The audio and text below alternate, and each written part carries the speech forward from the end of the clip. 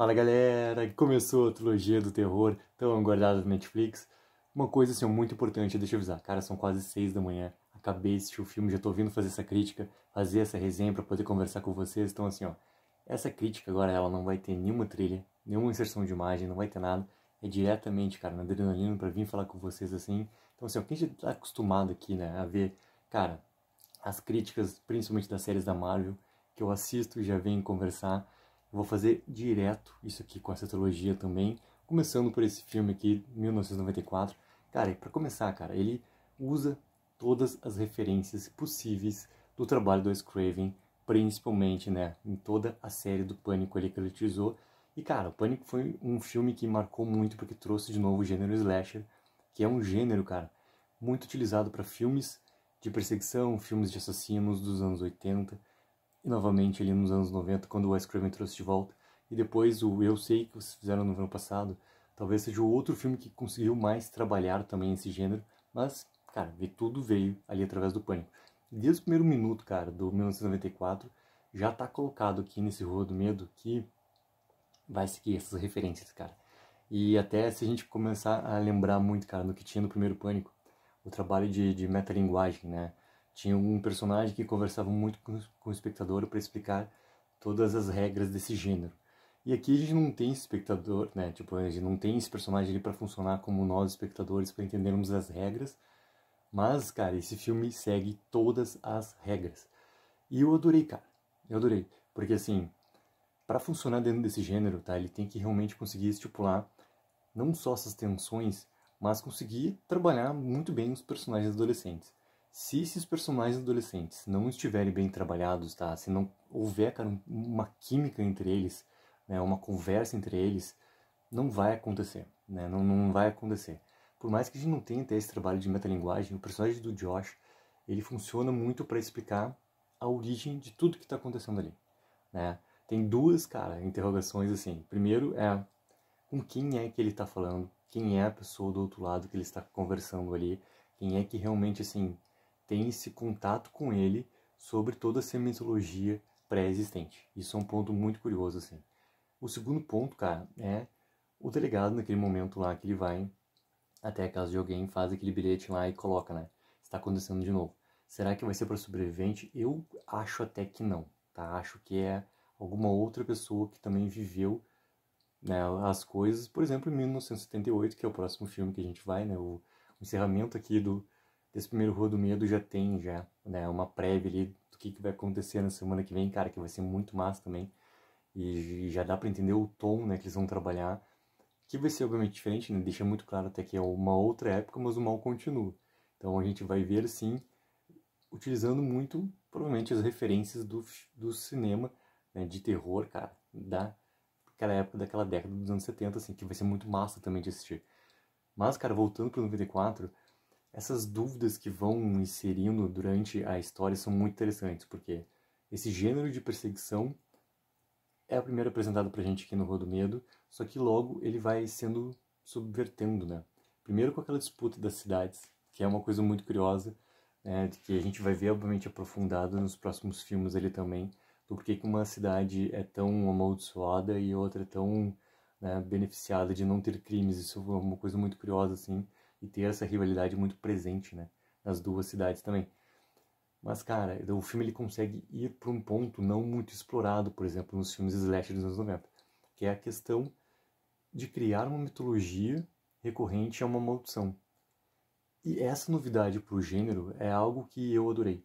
Porque, cara, pô, eu vivi os anos 90 na minha plenitude da adolescência.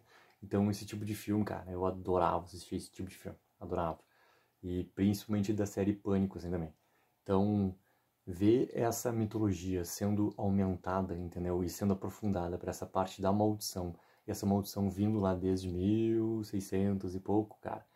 É muito, muito massa de como que eles criaram e do porquê que essas pessoas agora são invocadas, né, pela nossa bruxa, e invocadas do porquê que ela escolhe aquelas pessoas e porquê que toma, né, possui o corpo para ir atrás dos outros e fazer tudo que ela tá fazendo. Óbvio que não tem a motivação tão clara assim do porquê, tá? E essa motivação a gente vai começar a entender melhor no próximo filme, Mas, obviamente, né, o terceiro dessa trilogia, o filme que encerra, é realmente o filme que vai dar essa explicação por completo da gente, qual é a real motivação dessa bruxa, cara. Mas esses elementos utilizados nesse filme, chegando até esse momento, funcionam muito bem. Eu adorei o elenco desse primeiro filme aqui, justamente porque eles conseguem ter um carisma necessário, cara, utilizando o básico que tem que utilizar para esse tipo de filme, para esse tipo de gênero, tá? Tá tudo acontecendo ali, tanto a questão, né, da tensão sexual que vai existindo entre um e outro, entre a Dina, entre o Sam, entre o Josh. Cara, vai existindo essa tensão sexual que também sempre tem que estar presente. É assim, cara, são filmes voltados para o público adolescente, tem que ter essa tensão sexual ao mesmo tempo, né?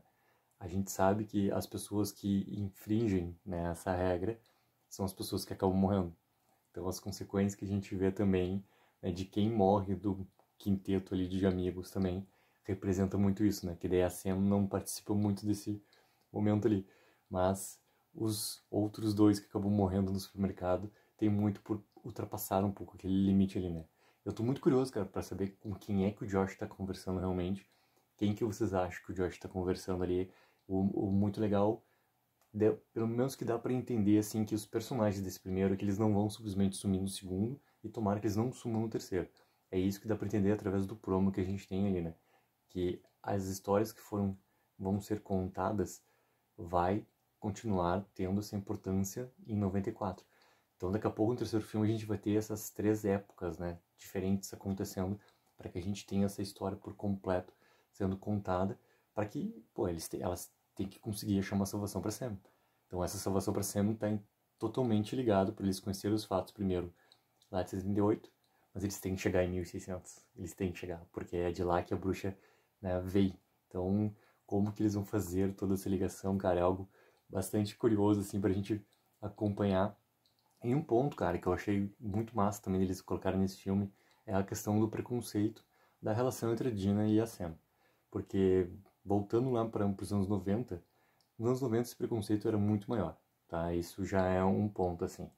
E, inclusive, se a gente for pegar essas séries adolescentes, né, que vieram logo depois do Pânico também, teve a famosa, que é a principal, que é Dawson's Creek, que originou depois do O.C., que originou depois do Gossip Girl, entendeu? É numa leva, assim, né, dessas séries. E assim, obviamente, Dawson's Creek não foi a primeira, né? Tivemos outras séries antes também do Dawson's Creek ali.